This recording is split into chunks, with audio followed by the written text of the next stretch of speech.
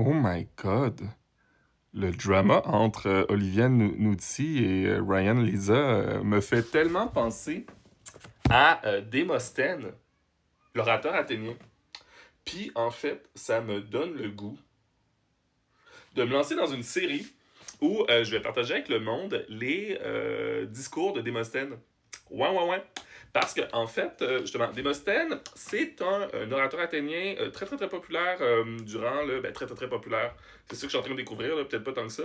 Mais qui a été très populaire dans l'Antiquité parce qu'il a représenté un peu l'orateur par excellence. Et justement, c'est quelqu'un que moi j'ai rencontré dans des lectures sur la Grèce antique parce que dans ses joutes politiques avec des adversaires, il était du genre à aller jusqu'à chercher, mon Dieu, des sextos, ou en fait des poèmes érotiques que ses adversaires avaient pu faire contre d'anciennes conquêtes amoureuses et de les humilier publiquement en montrant à quel point, justement, ils avaient des fantasmes, justement, éventuellement dégoûtants ou qui écrivaient mal leur sexto. Donc, un personnage très, très, très, très, très bizarre. Puis, en fait, j'avais envie de me lancer aussi dans une lecture que je partagerais avec Internet, là, des discours de Démosthène, parce que Démosthène, c'est quelqu'un qui a été très, très, très nationaliste, en fait, parce que Athènes, dans l'époque où Démosthène va faire de la politique, va être dans une période où elle est un peu en train de devenir has-been. Elle est relayée au second plan parce que la Macédoine est en train de monter en puissance. Donc la Macédoine, c'est ça, c'est la région d'où vient Alexandre le Grand.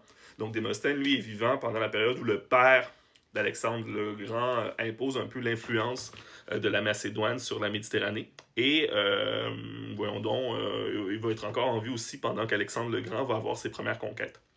Donc, voilà, voilà. Donc, je vais me lancer là-dedans dans les prochaines semaines. Justement, vu que je suis en train de faire une lecture plus sérieuse là, de, justement, de commentaires là, que la nouvelle traduction des belles lettres ont ajouté avec les discours, ça, je vois qu'il y a beaucoup plus de nuances là, dans l'image que j'avais en tête de Démosthène.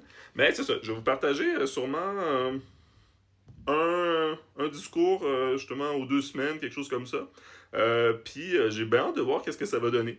Parce que ce qui est très très drôle aussi, c'est que Démosthène, en fait, justement, quand on déconstruit un peu le héros de la rhétorique que l'Antiquité en a en fait, c'est un loser. Parce que quand on regarde point par point un peu toutes les aventures politiques puis les camps dans lesquels il s'était rangé là, durant sa vie politique à Athènes, en fait, il va pas avoir beaucoup de succès. Puis à chaque fois qu'il va faire des grands discours là, qu'on va commenter dans les siècles qui suivront comme étant justement, des beaux objets littéraires, ben en fait, c'est des discours qui demandent rien justement, de concret politiquement.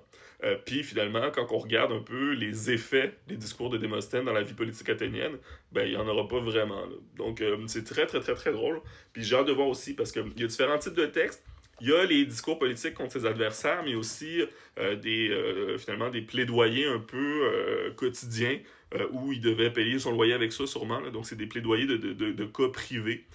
Puis il va avoir aussi une oraison funèbre parce que justement il va devoir faire un discours pour accompagner en fait l'enterrement de soldats là, à la suite d'une défaite à un combat qui avait un peu encouragé à entreprendre. Donc, fascinant comme personnage, vraiment. Là. J'ai super hâte de me lancer dans la lecture. Puis, ça va être une manière aussi de, justement, je suppose, là, de méditer sur le fait que, bon, tu sais, la politique, ça a jamais été parfait. Surtout la politique démocratique, puis c'était pas parfait non plus là, durant l'époque là, de la gloire d'Athènes. Là.